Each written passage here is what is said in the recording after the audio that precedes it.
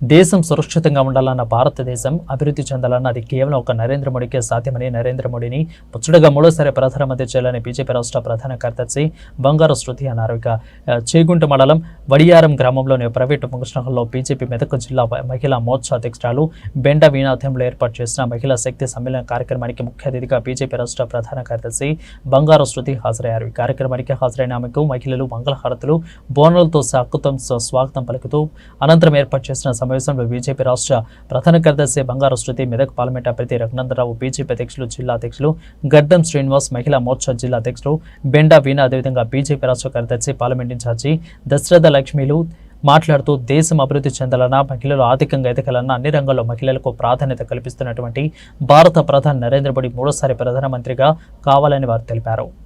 మిగతా మండల అధ్యక్షులకు మరియు ఇక్కడ ఉన్న ప్రతి ఒక్కరికి కూడా నా ధన్యవాదాలు.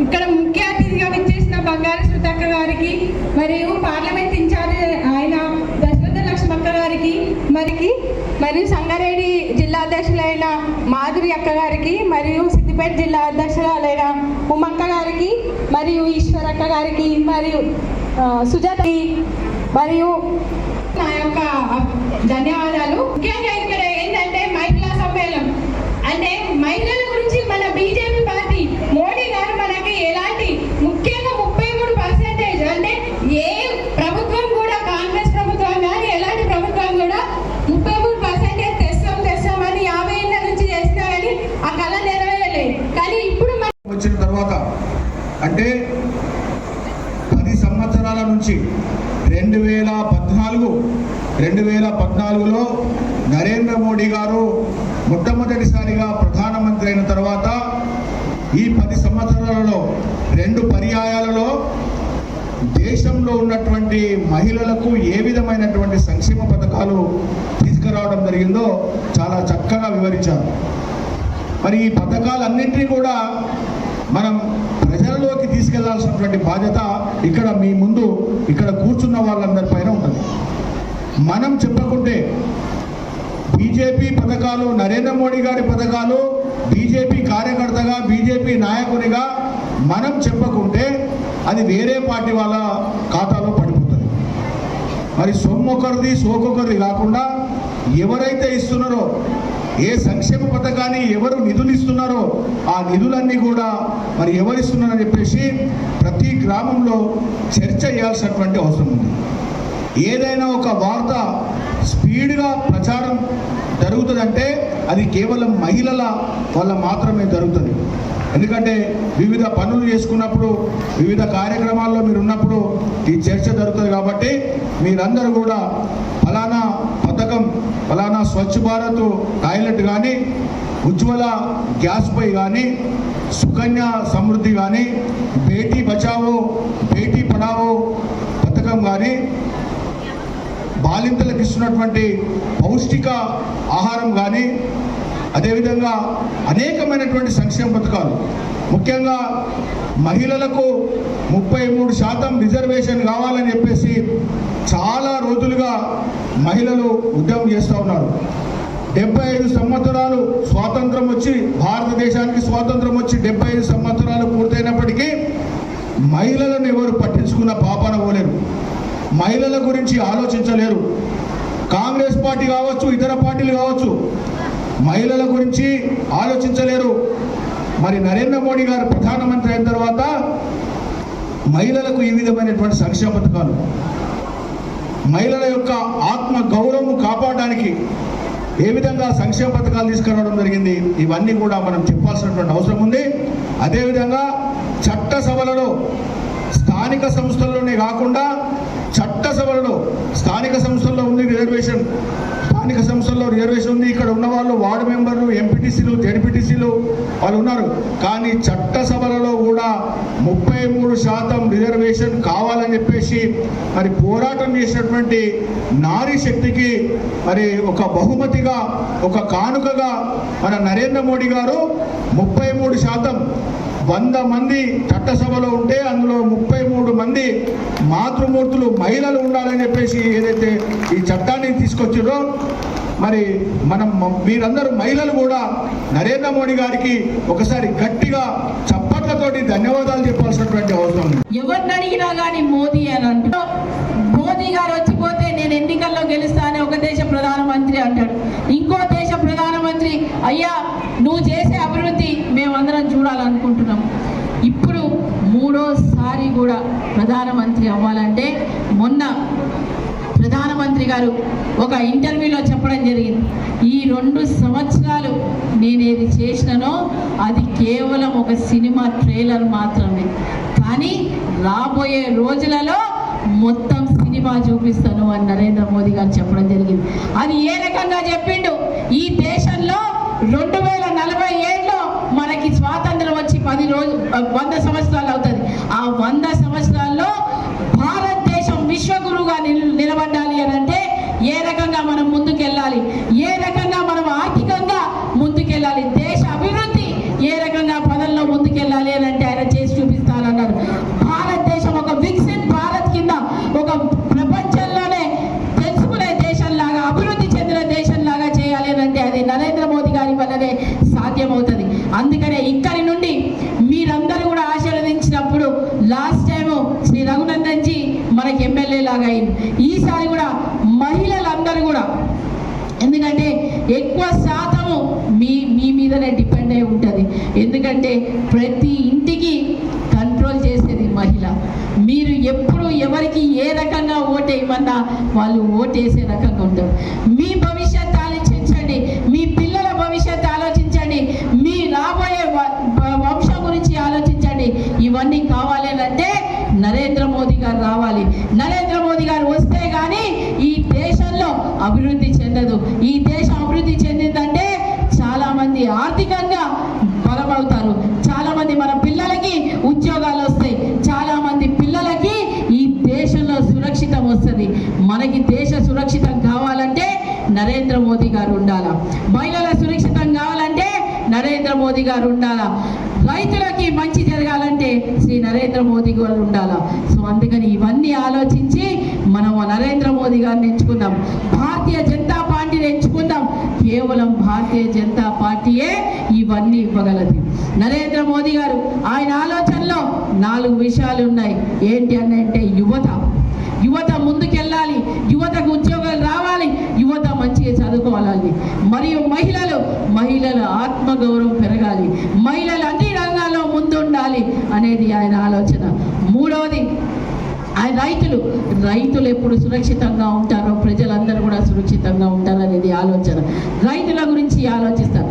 మరియు దేశ రక్షణ గురించి, ఈ దేశ రక్షణ ఇక్కడ నుండి పాకిస్తాన్ వస్తుంది, అక్కడ నుండి చైనా వస్తుంది, కానీ వీళ్ళందరినీ కొట్టేది ఎవరు అని అంటే శ్రీ నరేంద్ర మోదీ గారు, భారతీయ జనతా పార్టీ గవర్నమెంట్.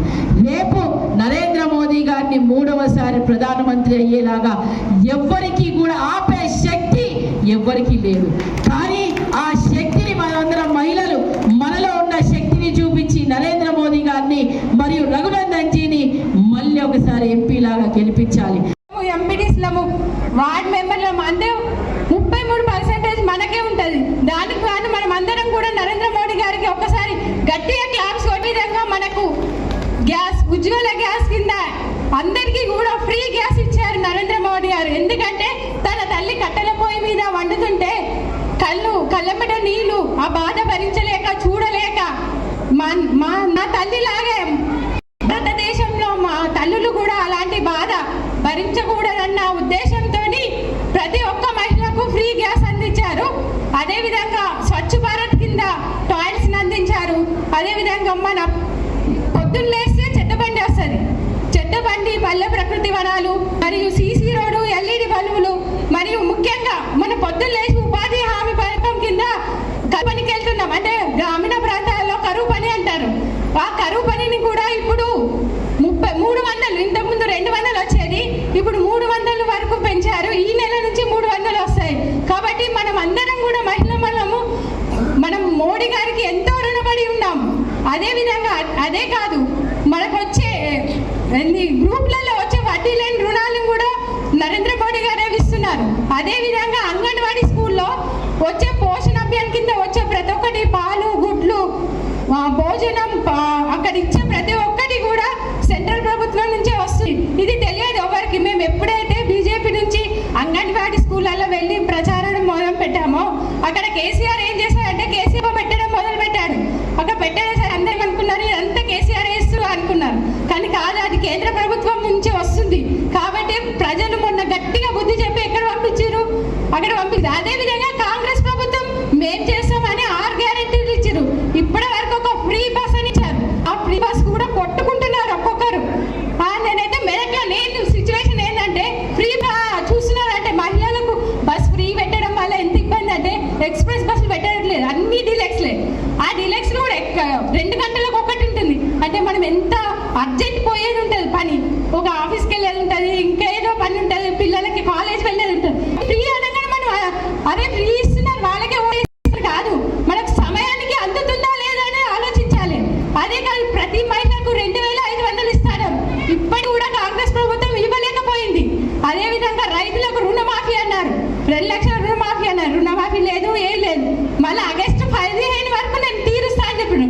ఎందుకు చెప్తున్నారు? వాళ్ళందరికీ ఓటేయాలన్న ఉద్దేశంతో మాత్రమే చెప్తున్నారు, కానీ వాళ్ళు ఇచ్చేది లేదు, మనం తీసుకునే లేదు. మోడీ చెప్పారంటే ఖచ్చితంగా గ్యారెంటీ. కాబట్టి ఈసారి ఖచ్చితంగా మనం కమల పువ్వుకు ఓటేయాలి, మన రగన్నను గెలిపియాలి. చేసుకుంటూ వస్తాం, కానీ మనకే మనం ఒకసారి గట్టిగా చప్పట్లు కొట్టుకుందాం. ఎందుకంటే మనం ఎక్కడ కూడా అల్వం, వచ్చే 13వ తారీఖు వరకు కూడా అల్వం. అరుస్తామా? అల్వం. పోతే మన ఈ మెదక్ పార్లమెంట్లో మరి రఘునందన్ అన్న గారికి ఎంపీ అభ్యర్థికి ఇవ్వడం ముఖ్యంగా మన మెదక్ చేసుకున్న అదృష్టం.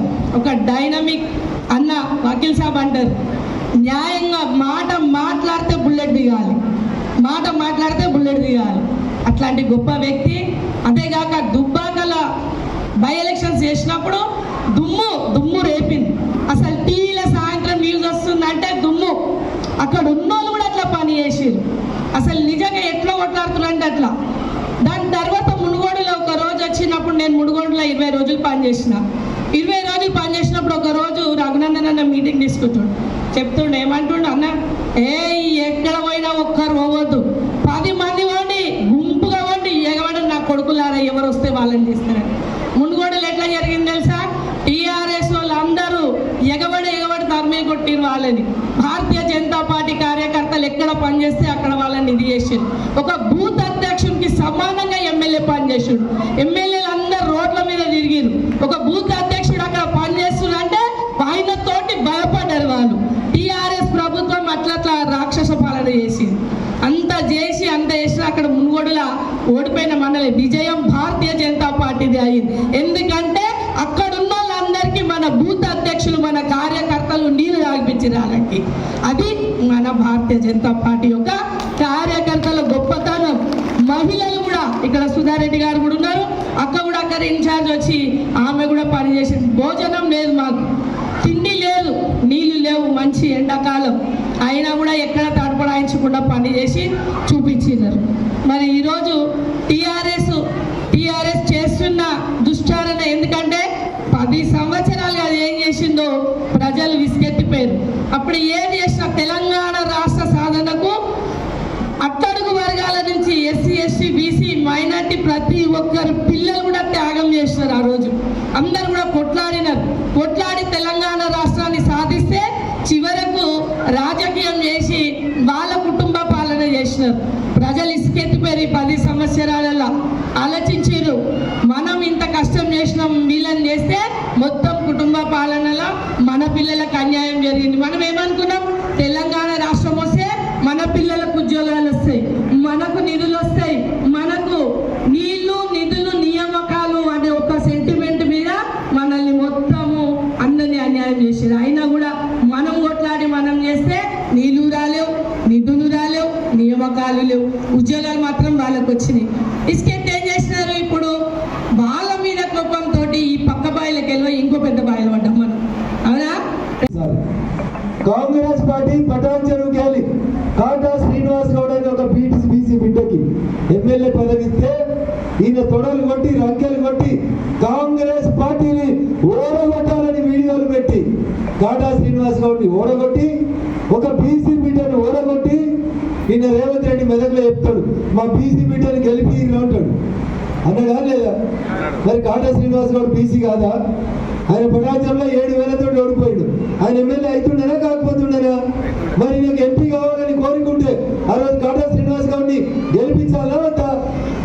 ఆయనకు పైసలు ఎక్కువైనాయి, ప్లాట్ల కబ్జాలు ఎక్కువైనాయి, జల్దీ పోయి ఏదో ఒకటి కొనుక్కోవాలి. ఆయన ఏమనుకుంటున్నాడంటే ఎమ్మెల్యే పదవి ఎంపీ పదవి అంటే పైసలు ఇచ్చి కొనుక్కునేది అనుకొని తిరుగుతున్నాడు. అందుకని దయచేసి ఆలోచించండి. మీ బిడ్డగా 3 ఏళ్ళు నేను అసెంబ్లీలు ఉంటే అంగన్వాడీ టీచర్ల కష్టం వస్తే నేనే మాట్లాడినా, ఆశా వర్కర్ల కష్టం వస్తే మాట్లాడినా, ఆఖరికి పొద్దుగాలు ఎత్తే స్కూళ్ళల్లో ఊడుస్తారు, స్కావెంజర్లు అంటారు. హెడ్ మాస్టర్ వచ్చే ముందు తాళం తీసి స్కూల్ క్లీన్ చేసి బాత్రూములు కడిగితే 3,500 ఇస్తారు. దా తల్లులో ఉద్యోగాలు తీసేసిండు కేసీఆర్ అన్నట్టు. ఆయన 3,500 పెట్టి స్కావెంజర్ పనిచేస్తే మా అక్క చెల్లెళ్ళ కొలువులు వద్ద కూడా అసెంబ్లీలో కేసీఆర్తో కొట్లాడింది ఎవరంటే రఘునందన్ తప్ప ఇంకొకరు కాదు. అందుకని 3 ఏళ్ళు పోతే 30 సార్లు దుబ్బాక పేరు నిలబెట్టిండు రఘునందన్. ఇక మొన్నటిదాకా మన కార్కేలో ఒక ఆయన ఎంపీ ఉండే, ఏం పేరు ఏమో నాకైతే తెలియదు. ఆయనకి ఎప్పుడు చూసినా కొత్తనే, చేగుంట కొత్తనే, మిరుదోటి కొత్తనే, ఆఖరికి మనుషులు కూడా కొత్తనే. రోజు 10 రోజులు కలిసి 11వ రోజు కలిస్తే నీ పేరేముండే, ఏ ఊరు అని అడుగుతాడు. 10 ఏళ్ళు ఉన్నాడు ఆయన ఎంపీ. అక్క ఎప్పుడన్నా మీరు టీవీలో ఆయన లేచి మా మెదక్కు రైలు కావాలి లేకపోతే దుబ్బాకకి రైలు లేండి అని ఎప్పుడైనా అడిగిండా? అక్క పోనీ సిద్దిపేటకి రైలు లేమని అడిగిండా? అందుకని కారు కోటెత్తే హరీష్ రావు వెనక సీట్లో కూర్చొని తలుపు తీసేందుకు తప్ప వాడు ఇంకా దేనికి వనికిరాడు కారు గుర్తోడు. రేపు వెంకటరామరెడ్డికి వెళ్తే కూడా అంతే, హరీష్ రావు వెనకాల కారు డోర్ తీయాలి తప్ప ఇంకో పని చేసేది కాదు. అందుకని దయచేసి బాగా పైసలు ఉన్నాయి ఆయన దగ్గర. మొన్న 2023 సంవత్సరంలో కోకాపేట కాడ భూములు అమ్మితే ఎకరానికి 100 కోట్లు పెట్టి 10 ఎకరాల జాగా కొనుక్కున్నాడు వెంకటరామరెడ్డి. అంటే ఎన్ని పైసలు అయితే ఎకరానికి 100,000 కారు పైసలు ఇద్దామని వస్తే ఎంత అడగాలి మనం? తులం బంగారం అడగాలి. ఎంత అడగాలి? తులం తీసుకోవాలి. ఓడి దేనికేయాలి? ఆడపిల్లలకు అన్నిటికంటే ఇష్టమైన ఏంది? మీ అన్న మిమ్మల్ని పుట్టింటికి కొనుక్కోవాలని వస్తే ఏం పెట్టుకుంటారు? సప్పుడేరు ఏంటండి? ఇంత మెల్లగా చెప్తే నేను ఇడిచిపెట్టా, ఇంకా గంట సరిపోతలేదు. సప్పుడు నాకే అయినొద్దలే. కమలం గుర్తుకే అందరు అన్నారా?